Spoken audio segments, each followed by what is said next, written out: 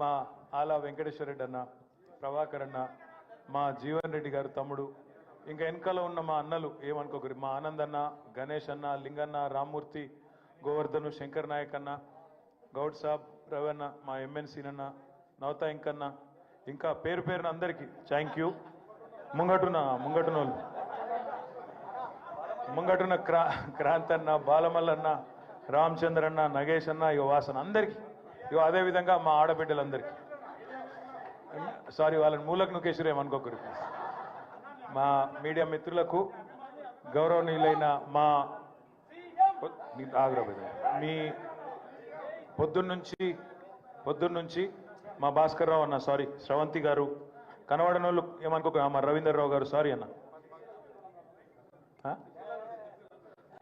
అయితే పొద్దున్నుండి మరి ఈరోజు నాకు మద్దతుగా మన ఒక పార్టీ కార్యకర్తకు కానీ నాయకుడికి కానీ ఏదైనా కష్టం వస్తే మేమందరం ఉన్నామంటూ ఇక్కడికి విచ్చేసి ఈరోజు రేవంత్ రెడ్డి ప్రభుత్వం ఏదైతే ఒక ప్రయత్నం చేస్తూ ఉందో నాకు మద్దతుగా సంఘీభావంగా విచ్చేసిన మీ అందరికీ నా శిరస్సు వంచి హృదయపూర్వకంగా ధన్యవాదాలు తెలియజేసుకుంటాను. మనము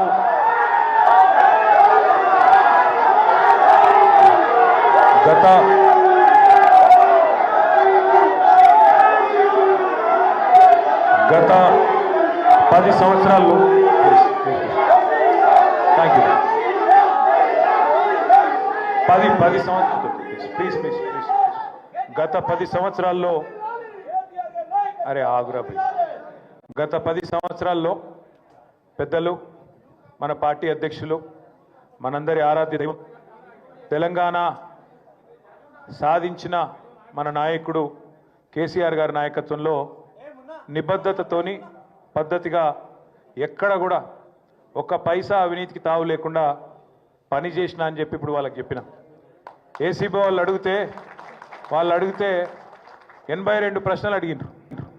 కాకపోతే పాడిందే పాటరా అన్నట్టు అడిగిందే మళ్ళీ అడుగుడు తప్ప కొత్త విషయం ఏం లేదు.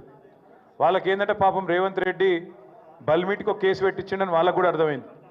వాళ్ళు కూడా ఇబ్బంది పడుతున్నారు వాస్తవం చెప్పాలంటే. ఎందుకంటే కేసుల విషయం లేదు.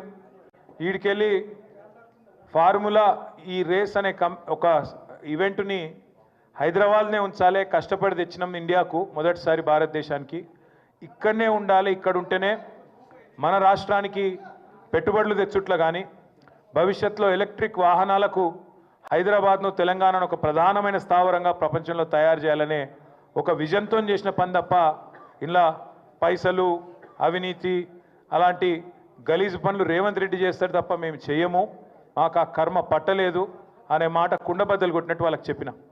మీరు ఎన్నిసార్లు పిలిచినా, ఎన్నిసార్లు రమ్మన్నా వస్తా, నాకేం ఇబ్బంది లేదు, తప్పకుండా వస్తా, మీకు విచారణకు పూర్తిగా సహకరిస్తా అని కూడా చెప్పిన.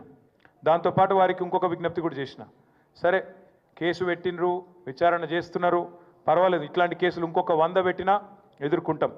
కానీ వాళ్ళకు ఇంకొకటి కూడా నేను చెప్పిన, మీరు మీ ప్రభుత్వం ఎన్ని కేసులు పెట్టినా, ఎన్ని రకాల ప్రయత్నాలు చేసినా కేసీఆర్ గారి సైనికులుగా మేము మాత్రం ఖచ్చితంగా ఈ సంవత్సరం మొత్తం ప్రజా సమస్యల గురించే మాట్లాడతాం, ప్రజల గురించే మాట్లాడతాం, మీరు ఎత్తగొట్టిన రైతు భరోసా గురించి మాట్లాడతాం, మీరు ఈయని 4000 పెన్షన్ గురించి మాట్లాడతాం, మీరు ఇస్తానని చెప్పి మోసం చేసిన మహాలక్ష్మి 2500 రూపాయల గురించి మాట్లాడతాం, మీరు ఇస్తానని మోసం చేసిన 2 లక్షల ఉద్యోగాలు మా పిల్లల గురించి మాట్లాడతాం.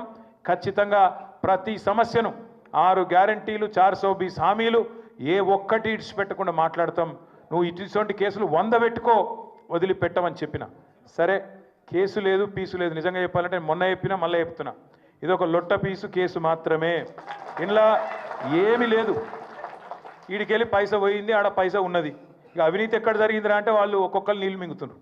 అందుకే అడుగుతున్నా నేను రేవంత్ రెడ్డి గారిని, నీకు పైశాచికానందం ఉంది, అర్జెంటుగా నేను జైలుకు పోయినా కాబట్టి అందరినీ జైలుకు పంపాలి అని నీకు ఆనందం, నేనేమో విదేశాలు తిరిగి పెట్టుబడులు తెచ్చినా కాబట్టి నాకేమో విదేశాల స్థాయిలో మన రాష్ట్రం, మన దేశం డెవలప్ కావాలని నాకుంది. నీకు మాకు తేడా అది. ప్రపంచ పటంలో హైదరాబాద్ని పెట్టాలి, తెలంగాణను పెట్టాలన్నది మా నాయకుడు కేసీఆర్ కమిట్మెంటు, మా కమిట్మెంటు. మేము నీలాగా 50 లక్షల రూపాయలతో దొరికిన దొంగలం కాదు, నీలాగా లుచ్చా పనులు చేసిన వాళ్ళం కాదు. నీకు భయపడేటోడు ఎవడు బీఆర్ఎస్ పార్టీలో తెలంగాణలో లేడు. మీరు చూస్తుండ్రు నేను చెప్పుడు కాదు, మీరు చూస్తున్నారు. రాష్ట్రంలో ఎవడు కూడా రేవంత్ రెడ్డిని ముఖ్యమంత్రి కింద చూస్తలేడు.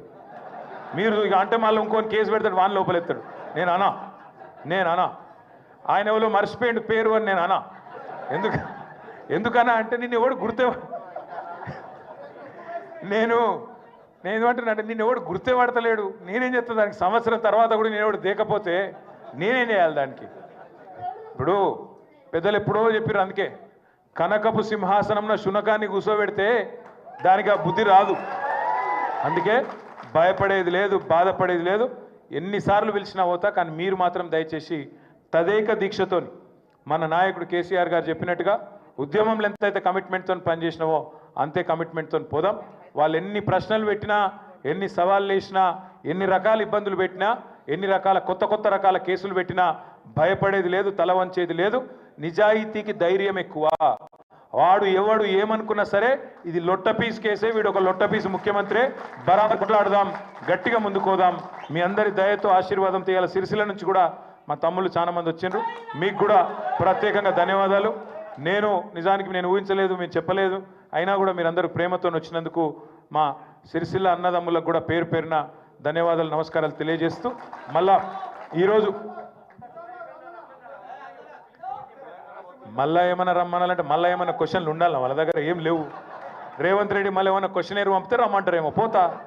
రేవంత్ రెడ్డి ప్రశ్నలు పంపుతాడు, మళ్ళా పోతా, మళ్ళా చెప్తా, మళ్ళా చెప్పొస్తా. రేవంత్ రెడ్డి ఒక లుచ్చగాడు, దొంగ, గాయన లెక్క మేము లుచ్చ పనులు చేయమని చెప్తా, పక్కా చెప్తా. గింతేనా? జర ఆగురా పోయి. దేనికి సంబంధించా? లేని అవినీతిని పట్టుకుందామంటే ఆడికెళ్ళి దొరుకుతుంది. లేని అవినీతి గురించి లొట్ట పీస్ కేసుల పాపం ఎతుకుతా ఉన్నారు వాళ్ళు. నేతి బీరకాయలు ఎంత నెయ్యి ఉంటుందో ఇక మీకు తెలుసు, మైసూరు బోండాలు ఎంత మైసూరు ఉంటుందో ఇంట్లో కూడా గంతే ఉంది. అందుకే నేను చెప్పిన వాళ్ళకి, మీరు ఒక వైల్డ్ గూస్ చేజ్ అంటారు ఇంగ్లీష్లో, గన్లు ఉన్నారు మీరు, కేసు లేదు తొక్కలేదు, ఇలా ఏముందా అని నేనే చెప్పిన వాళ్ళకు. ఏముంది, ఏం అడుగుతారు మీరు? వాళ్ళు ఏమంటారంటే ఫైల్ ఇళ్ళకెళ్ళి అందులోకి పోయింది నీకు ఎరికేనా, అందులోకెళ్ళి ఇళ్ళకి పోయింది నీకు ఎరికేనా. నేను చెప్పిన, ఒక మంత్రిగా, తెలంగాణ బాగుని కోరే ఒక వ్యక్తిగా నేను నిబద్ధతగా మా రాష్ట్రం కోసం, మా హైదరాబాద్ బ్రాండ్ ఇమేజ్ పెంచేందుకు తప్పకుండా ఈ రేస్ ఇక్కడ ఉండాలని నిర్ణయం తీసుకున్నా. ఒక్క పైసా అవినీతి కానీ, ఒక చిన్న తప్పు కానీ మేము చేయలేదు. చేసినట్టు ఇప్పటివరకు మీ కేసులో మీరే రుజువు చేయలేకపోతున్నారు. ఏదో అక్రమ కేసు పెట్టి బనాయించి 4 రోజులు జైల్లో పెట్టాలని ఒక పైశాచిక శునకానందం నీకుంటే విజ్ఞప్తి దయచేసి మళ్ళీ మాట్లాడుకుందాం. ఇక చాలా రోజులు ఉంది, ఇంకా మళ్ళీ ఎప్పుడు పిలిచినా పోతా అని చెప్పినా తప్పకుండా పోతా. మీరు కూడా దయచేసి నేను కోరేది అంటే రేపటి నుంచి మళ్ళీ మామూలుగా యథావిధిగా మన పని మనం పోదాం. తప్పకుండా ఎక్కడోళ్ళం అక్కడ ప్రజాక్షేత్రంలో ప్రజా సమస్యలు ప్రస్తావిస్తూ ముందుకు పోదాం. ఇవాళ ఇంత పెద్ద ఎత్తున తరలి వచ్చినందుకు మళ్ళొక్కసారి మీ అందరికీ పేరు పేరున ధన్యవాదాలు. జై తెలంగాణ.